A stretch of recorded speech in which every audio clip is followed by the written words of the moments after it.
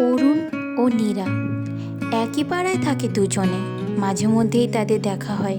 সেই দেখাই আস্তে আস্তে ভালো লাগায় রূপান্তরিত হয়।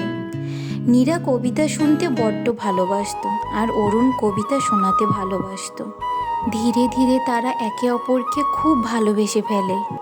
দুষ্টু মিষ্টিতে ভরা ভালোই সময় কাটছিল তাদের। কিন্তু হঠাৎ করেই নীরা দেখা করা বন্ধ করে দিল।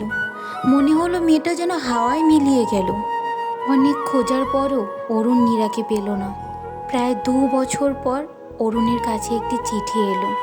চিঠিতে লেখা ছিল, প্রিয়, আমি চাইনি তুমি জানো, আমি তখন ক্যান্সারে আক্রান্ত। আমি চেয়েছিলাম তুমি আমার হাসি মনে রাখো। তুমি আমার জীবনের সবথেকে সুন্দর স্মৃতি। শিমুলের ফুলের মতো আমি সবসময় তোমার কাছে থাকব।